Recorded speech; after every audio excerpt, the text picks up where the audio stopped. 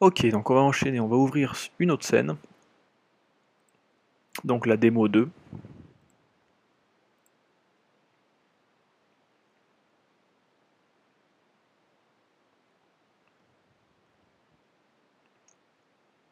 Ah, bah là j'avais déjà du Bifrost, bon on va le laisser.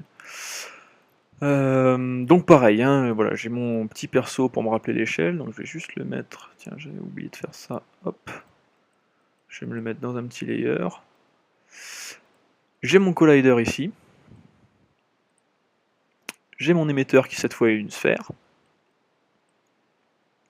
et j'ai ma référence humaine, ok. Donc mon émetteur là, apparemment j'avais déjà fait le... Voilà, je me souvenais pas, mais c'est pas très grave. Les paramètres doivent être de base de toute façon. Bon, on va le refaire, comme ça, au moins, on est tranquille. Donc je vais prendre mon émetteur, je vais aller dans Bifrost, hop, on va émettre mon collider, ici, hop, on collide. Je vais aller dans les paramètres de mon collider, les attributs, collider props ici, la thickness à 0. Encore que non, là je vais garder la thickness à 1. Pourquoi? Parce que je suis sur un, collider qui va avoir un angle très marqué ici. Et comme pour l'instant, pour la démo, je vais pas monter dans des résolutions de fou, je vais passer à travers, tout simplement. Donc je vais garder une thickness de 1, même si voilà, je vais avoir un espace entre les deux. C'est pas très grave. Pour une simulation définitive, je le ferai pas, je le passerai à 0. Mais là pour l'exemple, je vais le laisser à histoire de garder cette épaisseur et qu'il passe pas trop à travers. Ok. Donc on va y aller. Je vais ici activer le Scratch Cache. Alors le Scratch Cache, vous pouvez l'activer par défaut qu'il soit tout le temps activé. Moi je préfère le faire à la main, mais si vous voulez, vous l'avez ici, vous avez les Bifrost Options. Et vous pouvez l'activer ici et activer là. Enable Background Processing, Enable Scratch Caching. Voilà. 6 trucs importants, vous avez ici le maximum de RAM qu'il peut utiliser. Donc moi j'ai 32 Go de RAM, donc je l'autorise à utiliser 25. Évidemment, mettez pas 25 si vous avez 8 Go de RAM, d'accord. Par défaut, de toute façon, il se règle tout seul, mais moi il me mettait à 16, je crois, donc voilà, j'ai estimé qu'il pouvait monter à 25. Vu que j'utilise pas grand chose sur mon système, je le laisse monter. Puis de toute façon, c'est maximum, s'il peut pas monter à 25, il montera pas à 25. Et voilà. Voilà, c'est tout. Si vous voulez l'activer par défaut, juste vous cochez ça et vous appliquez. Moi, je préfère l'activer à la main à chaque fois, ça m'évite des... Ouais, ça m'évite de l'avoir tout le temps, en fait. Je le veux pas forcément, en fait, à chaque fois. Ok. Donc là, pour le coup, je vais l'activer, et je vais lancer une lecture. Là, hop, voilà. De temps en temps, vous voyez qu'il veut... À la première lecture, il s'enclenche pas bien. Clac, je le réenclenche, assez vert, on peut y aller. Ok, donc là, ce qu'on peut voir, c'est que on n'a vraiment pas beaucoup de résolution et les points sont un peu petits. Donc je vais d'abord aller dans le display, je vais augmenter un petit peu la taille des points. Ok, on va les passer ouais, à 2, allez, 2.5. Je vais aller tout de suite dans les propriétés, augmenter ma résolution. Donc je vais le passer à 0.2 comme on était tout à l'heure. Hop, même point 1. Ça devrait aller, je pense. Il devrait s'en sortir. Impec. Et je vais lui dire d'émettre continuellement. Donc je vais aller prendre l'émetteur, Continuous Emission, et je vais lancer ma lecture. Ok, beaucoup mieux. Hein. Donc vous voyez simplement, en ayant touché 3 paramètres, déjà j'ai une simulation qui n'a plus rien à voir. Donc vraiment c'est des paramètres très importants. Hop là, et vous voyez que ma barre est vert foncé, donc elle s'est pas bien enclenchée, c'est pas très grave, mais voilà, faites vraiment gaffe à ça. Je sais pas si c'est un problème Mac ou si c'est sur toutes les machines. Moi ça me le fait régulièrement, c'est relativement embêtant. Faut vraiment le surveiller en permanence, quoi. Alors, si jamais ça vous arrive et que vous vous dites ah putain j'ai tout calculé, j'ai quand même envie de voir à quoi ça ressemble, vous pouvez le gruger et aller sur la frame 2. Tant que vous revenez pas sur la frame 1, en fait il garde en mémoire quand il est vert foncé, donc vous allez sur la frame 2 et vous pouvez quand même le lire. Et voilà, si à partir du moment où je retourne sur la frame 1, clac, il va me supprimer tout. Ok, donc là j'ai de l'eau qui tombe. Très bien. Ce que je voulais vous montrer, c'est les paramètres, les propriétés qu'on n'a pas encore vues. Donc ce qu'on n'a pas encore vu, c'est... Donc déjà, je vais lui dire de supprimer... Non, je vais garder tout activé pour la démo, c'est pas bien grave. Donc tout d'abord, on va aller voir, alors on va faire dans l'ordre. Donc surface tension. Excusez-moi, hop là. Surface tension. Donc par défaut, elle est désactivée. Alors, il faut savoir que l'eau a une surface tension. Si je l'active, ici on a la valeur de l'eau. Vous voyez que la valeur de l'eau, elle est très très faible, 0.072. C'est la valeur de l'eau physique, hein, d'accord? J'y ai rien touché, c'est celle qui est de base. Pourquoi elle est désactivée de base? Parce que comme je vous l'ai dit, Bifrost est prévu quand même initialement pour des simulations à grande échelle. Et sur les simulations à grande échelle, cette valeur-là, on s'en fout. Elle est tellement faible qu'elle a quasiment pas d'impact, donc ça va être du temps de calcul pour rien. Donc, on va la désactiver. Par exemple, sur un océan, sur une rivière, sur machin, la plupart du temps, sur des grosses simulations, on va la désactiver. Maintenant, sur des simulations à petite échelle, on va pouvoir l'activer et modifier éventuellement la valeur si on ne fait pas de l'eau. Voilà.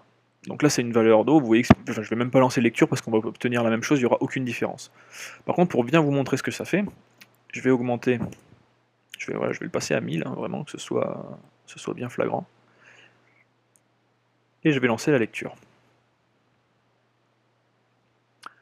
Donc vous vous souvenez que sur la simulation d'avant, on avait vraiment quelque chose qui s'écartait beaucoup.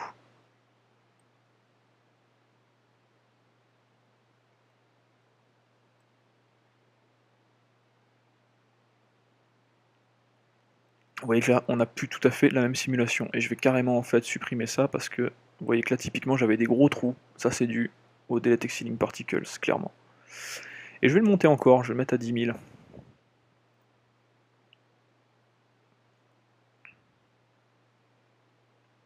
Pour que ce soit vraiment bien clair.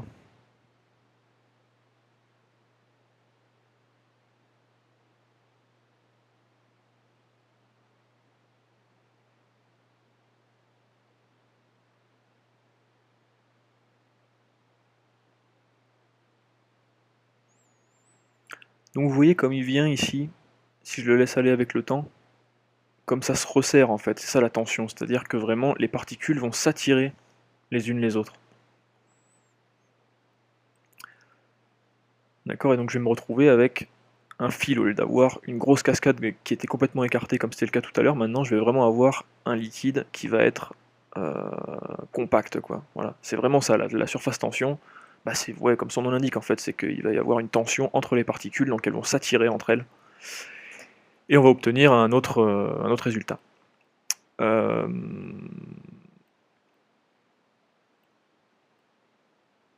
Voilà, donc en fonction des liquides, vous pouvez les regarder, ça se trouve sur internet, les surfaces tension des différents liquides, quelle valeur faut mettre, puis sinon voilà, c'est un truc artistique après, hein, vous rentrez bien ce que vous voulez, suivant ce que vous voulez faire. Ça peut être pratique aussi simplement pour le feinter, si vous voulez, le logiciel aussi, c'est je suis sur une surface plate, normalement, physiquement, tout va s'écarter, mais si moi, dans ma direction artistique, j'ai envie que ça se rejoigne, je peux venir le gruger. Ça n'a aucun impact sur la viscosité, d'accord? C'est-à-dire que si je lance la lecture là, vous voyez que c'est toujours fluide. C'est pas.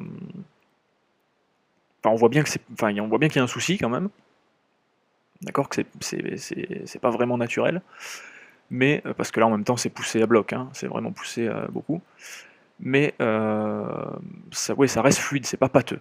D'accord? Ça vraiment, c'est pas la même chose. Donc, pour faire pâteux, justement, on va voir tout de suite. Je vais le désactiver de nouveau. Relancer un petit coup la lecture juste pour qu'on voit la différence. Donc là, vous voyez que ça vient s'étaler, ça s'éclate comme il faut. Juste un petit truc si sur la surface tension, ça sert vachement, ça peut servir sur des petites échelles pour par exemple faire une goutte d'eau. Une goutte d'eau, quand on est vraiment sur des. Alors là, on est vraiment sur des très très petites échelles. Mais une goutte d'eau, elle va se tenir. Si vous avez déjà regardé des. Voilà, même une goutte d'eau sur une feuille, vous avez déjà vu une goutte d'eau sur une feuille, elle se tient, elle s'éclate pas. D'accord, et ça, c'est la surface tension, justement. Donc si vous voulez faire une goutte d'eau qui tombe sur un sol et qui reste entière, qui ne va pas se diffuser, s'exploser, vous allez vouloir utiliser cette surface tension, et là, pour le coup, truquer le logiciel en l'augmentant comme je l'ai fait à 1000. Là, la goutte va rester entière. Voilà, c'est une petite astuce qui peut servir. Donc voilà, sur le liquide, voilà, ça va bien s'éclater, ça va aller relativement vite, c'est bien fluide. Pouf, d'accord, vous voyez que c'est très rapide. Ok, je vais aller monter. Donc viscosity, il y a deux choses, d'accord, viscosity et scale. Donc, le scale, je vais en parler rapidement après. Viscosity, donc je vais le monter pareil. Donc ça, vraiment, vous pouvez monter la valeur très très haut. Parce qu'au début, voilà, si vous restez entre 0 et 1, vous allez vous dire, mais ça marche pas du tout. Il faut vraiment monter la valeur en fonction de ce que vous voulez faire, vous pouvez la monter très très haut. Vous voyez que là, je suis à 100, et ça reste quand même relativement liquide. On n'a pas le même comportement, par contre. Voilà, vraiment, on sent que c'est déjà plus, c'est plus pâteux, quoi. Hop là, j'arrive plus à l'arrêter. Allez, voilà. Donc voilà, typiquement, on va le mettre à 50 pour le bloquer au cas où. Pouf. Donc vous voyez qu'on est quelque chose de beaucoup moins fluide. Vous voyez aussi qu'on gagne en épaisseur. D'accord, c'est vraiment une patte. Et je peux monter ça, vraiment. On va le multiplier encore par 100, donc là je suis à 10 000.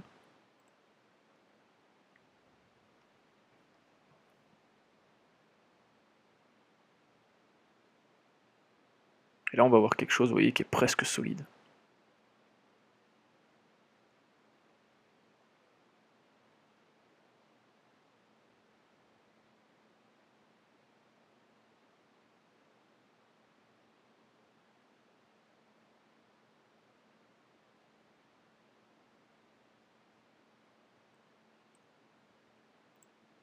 Ok.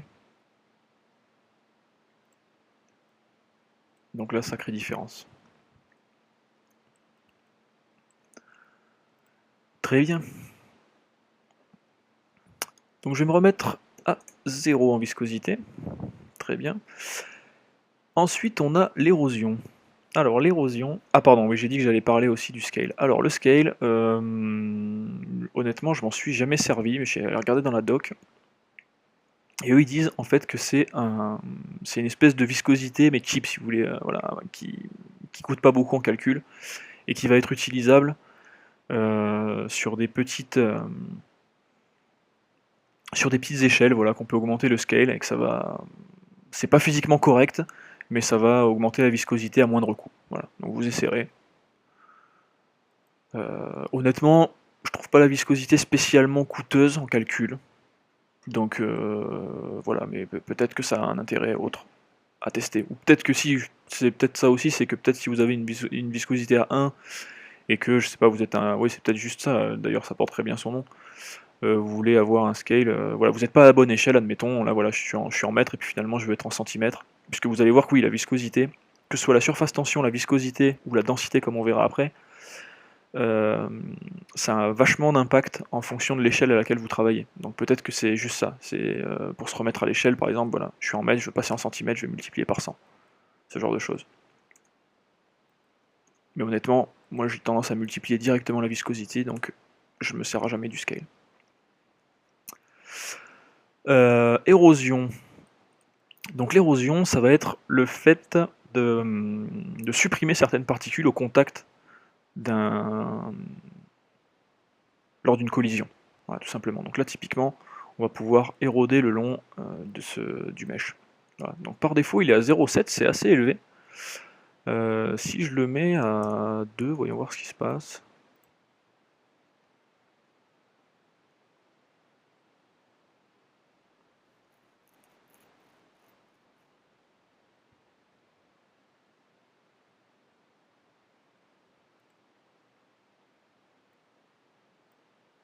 Ok. Je vais mettre très élevé. Je sais pas si ça a un impact au-delà de 1. Je teste.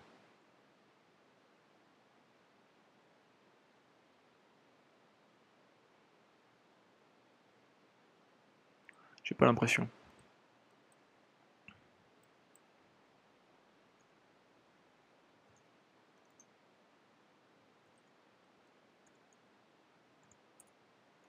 le mettre à 0.01, à 0.1 pardon.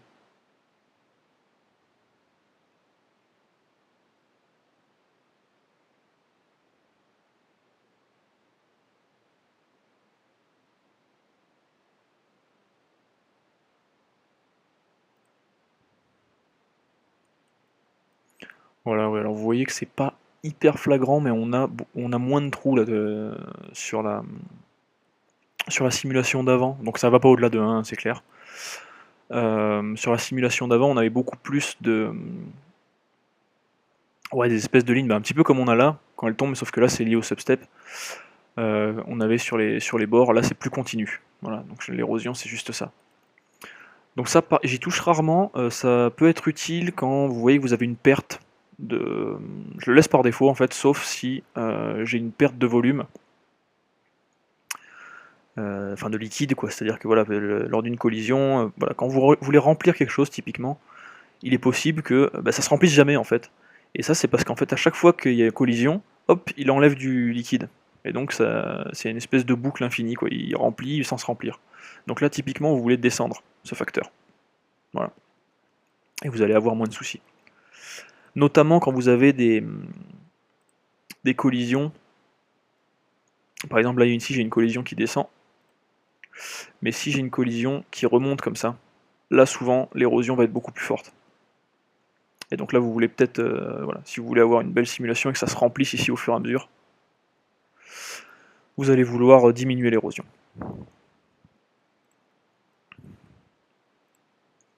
Voilà, c'est peut-être pas la meilleure scène que j'ai pris en exemple, mais c'est pas grave.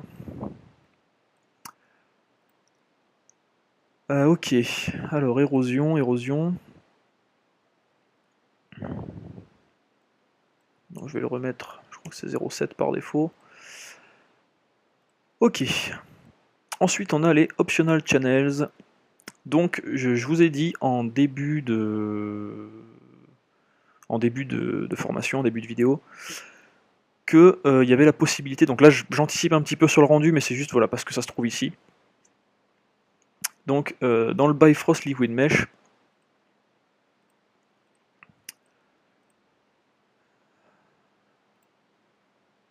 il faut que je le génère. Bon, juste voilà, j'y reviendrai un peu plus tard, mais là je vais générer le mesh juste histoire qu'on comprenne ce qui se passe.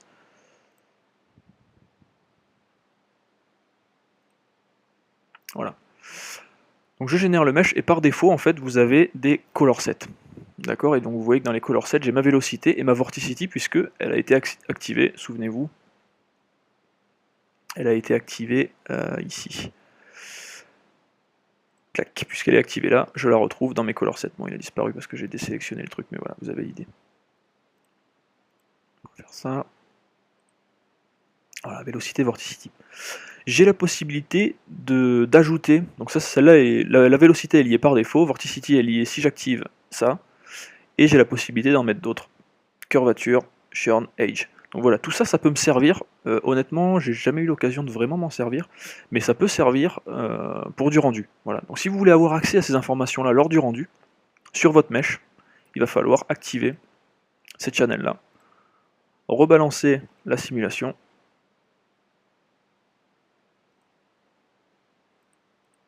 Voilà, et maintenant, elles sont disponibles. Ok. Et je sais pas si je vais avoir moyen de les visualiser.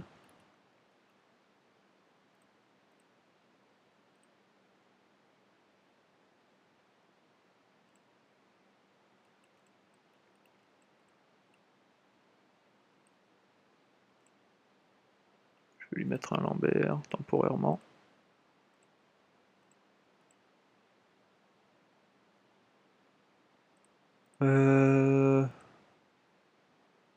Je me souviens plus comment on active ces trucs-là. Ah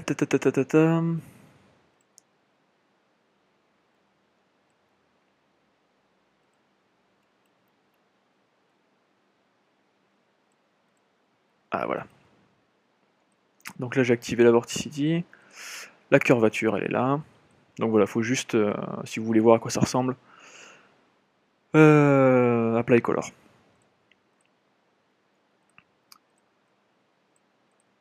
Churn et vélocité. Voilà. Donc vélocité, ça a une drôle de tête, hein, mais ça on s'en servira pour le coup. Non, je dis peut-être une bêtise. Je sais plus si on s'en servira. Mais voilà, en tout cas c'est un vecteur, donc c'est pour ça qu'il y a plein de couleurs. Ok.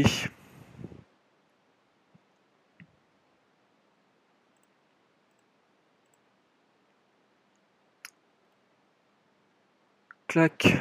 Je vais désactiver ce mesh. Et alors? Ah bah oui. Hop. Liquid Shape, je vais désactiver ça. Hop, on y reviendra plus tard. C'était juste pour vous montrer ça.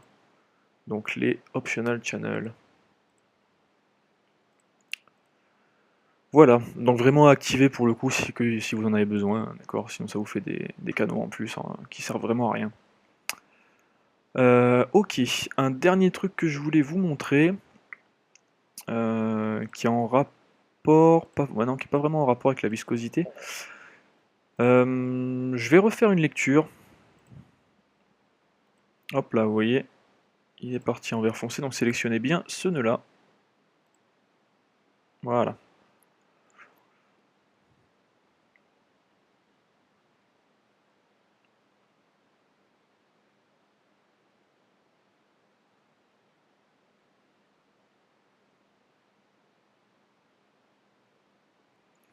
Donc voilà, avec les valeurs par défaut, vous voyez que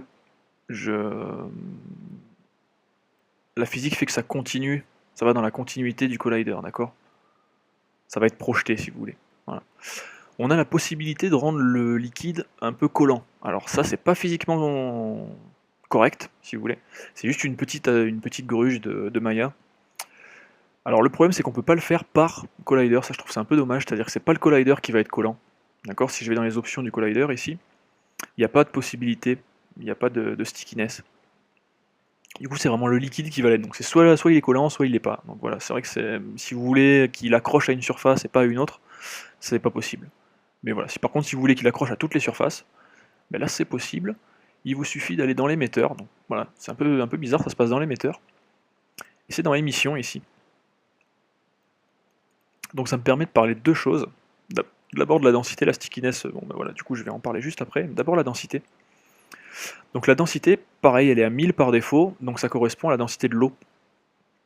Voilà, donc ça on y reviendra un peu plus tard, mais voilà, vous pouvez le changer, sachez que ça a un impact sur la viscosité, sur la surface tension aussi. Mais c'est là que ça se modifie en tout cas, c'est dans les physical attributes de l'émission de l'émetteur. Et c'est quelque chose qu'il va falloir changer aussi quand on va changer de scale, donc on s'en servira ça quand on fera l'exercice sur le bol de lait. Voilà, donc vous inquiétez pas, on va voir ça un petit peu après. Il y a également l'expansion rate, donc ça on va voir tout de suite. C'est peut-être un petit peu bourrin là ce que je lui ai fait, ouais, ok. Enfin bon, comme son nom l'indique, quoi, voilà, ça va... Allez. Ah, il a pas aimé là.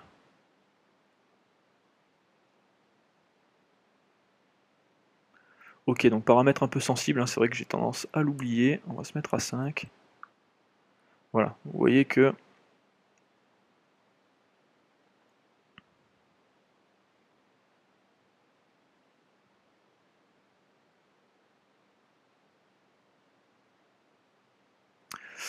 Donc ça peut être pratique pour faire, par exemple, de la chantilly, voilà, des liquides qui vont gonfler, en fait, des volumes qui vont gonfler, de la mousse polyuréthane, j'en sais rien, voilà, des choses qui vont gonfler, quoi. Donc ça se passe ici, expansion rate. Dépendant également de la densité. Et donc ce que je voulais vous montrer, pardon, puisque je pars un peu dans tous les sens, mais voilà. La stickiness. Donc stickiness, ça va être voilà, comment il va accrocher à la surface. Donc c'est vraiment juste, c'est une petite astuce, d'accord, c'est juste les collisions qui vont attirer le liquide, en fait, tout simplement, d'accord, ça colle pas vraiment, c'est pas physiquement correct. Mais voilà, vous vous souvenez qu'on avait donc le liquide qui coulait comme ça. Là, on va essayer de le faire s'accrocher. Donc on va le mettre là pour le coup assez fort. Je pense qu'on peut le mettre à 100. Et Donc le bandwidth, c'est l'épaisseur à laquelle il va coller le liquide, donc on va lui mettre un truc genre 0,1. Et on va y aller comme ça.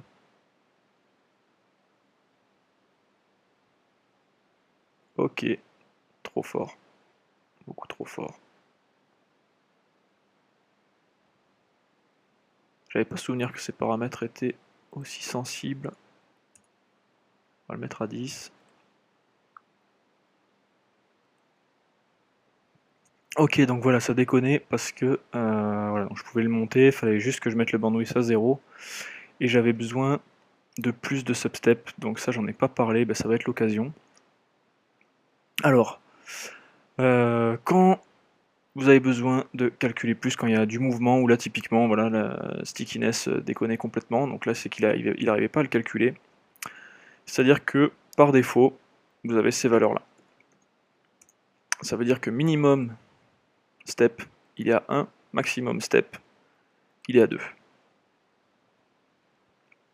Et donc, généralement, quand vous allez avoir un mouvement rapide, ou voilà, qui va avoir du mal à calculer avec beaucoup d'interactions avec les collisions, vous allez vouloir plus de calculs. C'est-à-dire que là, en fait, ce qu'il fait, c'est qu'au minimum, il fait un seul calcul par image, donc à chaque image, il calcule une seule fois, et au maximum, il calcule 2 fois. Donc là, manifestement, 2 fois, c'était pas assez pour lui. Donc je l'ai fait monter à 3 minimum et 4 maximum, juste pour tester. À mon avis, j'aurais pu optimiser, mais c'était histoire de tester, donc ça a réglé le problème. Donc ça vient bien de ça. Donc évidemment, là c'est vraiment un multiplicateur, c'est-à-dire que simplement au lieu de faire un calcul par frame, il va en faire 3. Voilà, donc ça multiplie par 3 le temps de calcul de la simulation. C'est aussi simple que ça, mais des fois il n'y a pas le choix. C'est relativement fréquent que vous ayez à monter ces paramètres-là. D'accord ? Il y a également ici le step adaptivity. Adaptivity, oui, c'est ça. C'est un espèce de threshold, si vous voulez, il va définir. Voilà, c'est pour l'aider à définir quand est-ce qu'il est sur les minimums, quand est-ce qu'il est sur les maximums. Généralement, le laisser à 0.1, pardon, ça suffit. Si jamais vous voulez, voilà, vous dites minimum un calcul, maximum 5, et que vous voyez que les endroits où il est censé utiliser plus de calculs, il n'y arrive pas, il reste sur 1 ou 2, et que vous voulez qu'il monte plus parce que manifestement ça fonctionne pas, vous pouvez le forcer à passer plus facilement sur des valeurs supérieures en augmentant ce paramètre-là. Voilà. Donc bon, bah, j'enchaîne du coup avec le transport qui est à peu près la même chose.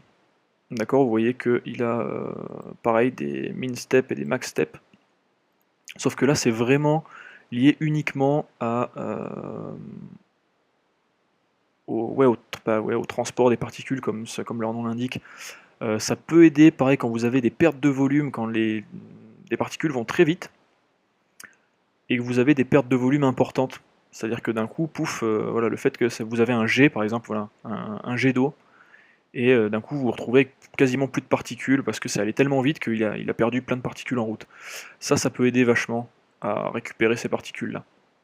Voilà, ça peut aider aussi quand vous avez des particules qui passent à travers les colliders, ce genre de choses. Allez jouer avec ces deux paramètres-là. Celui-là est moins important, beaucoup moins gourmand en calcul. Voilà, donc celui-là, voilà, je m'en sers un petit peu différemment. Généralement, je touche pas au min et max step, puisque vous voyez que le maximum c'est 1000, le minimum c'est 1, donc il n'y a pas vraiment besoin d'y toucher. On va surtout toucher à l'adaptivity, au step adaptivity. C'est-à-dire que si vraiment il y a une grosse perte de volume, ou que voilà, il a du mal à calculer les collisions, etc., parce que ça va trop vite, là vraiment c'est si la simulation est très rapide. Donc dans ce cas-là, c'est vraiment pas ça que je vais bouger, ça va être directement le time step. Mais le transport, ça va être voilà, vraiment dans les simulations très rapides, où je vais avoir tendance à monter ça. N'hésitez pas à le monter, vraiment, ça c'est relativement léger, ça coûte un peu plus de calcul, mais c'est relativement léger. Par contre, ça, c'est vraiment quand vous n'avez pas d'autre choix, vous montez ça, et là par contre, ça c'est bourrin, c'est un multiplicateur, c'est vraiment, voilà, au lieu de faire un calcul, il en fait 5, quoi. Donc ça multiplie par 5 le temps de calcul. Là, c'est pas vraiment le cas, ça multiplie pas par 1000 le temps de calcul quand il fait 1000 itérations, c'est plus rapide que ça. Voilà, donc celui-là, il marche très bien, mais c'est vraiment un truc de bourrin, et celui-là, c'est le truc à aller voir en premier quand vous avez des petits problèmes de pénétration dans des objets, ou voilà, de perte de volume. La perte de volume en relation également avec où est-il? Voilà, avec le delete exceeding particles, il y a trois choses. Voilà. Quand vous avez des pertes de volume dans le liquide, trois choses à aller voir. le transport adaptivity, le delete exceeding particles, et également l'érosion. S'il y a collision, si c'est juste dans l'air, pas la peine d'aller voir l'érosion, ça n'a rien à voir. Mais voilà, ces trois choses-là, importantes quand vous avez des pertes de volume que vous ne comprenez pas.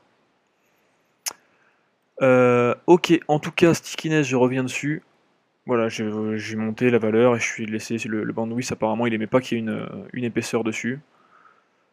Et donc là vous voyez qu'au lieu de continuer, ça va être un petit peu attiré par le mesh. Alors honnêtement, c'est pas hyper au point, vous l'avez vu, hein. De toute façon j'ai un peu galéré dessus, j'étais obligé de monter les time steps, le bandwidth, si je le monte ça explose. Il y a des situations où ça fonctionne, d'autres où ça fonctionne pas très bien. C'est le problème un petit peu des trucs qui sont pas physiquement corrects, qui sont des petites astuces, des petits trucages, c'est qu'il y a des fois ça va fonctionner, des fois non. J'ai rarement eu le besoin de m'en servir parce que généralement un liquide qui va coller, il va être pâteux quoi. Non. Et Viscosity par contre lui il va coller de toute façon quoi. Mais ça peut être voilà, on peut jouer un peu sur les deux en même temps. Venir rajouter un petit peu à la viscosité, un petit peu de stickiness. Voilà pour les paramètres. Je pense qu'on a fait le tour de ce que je voulais vous montrer sur cette scène.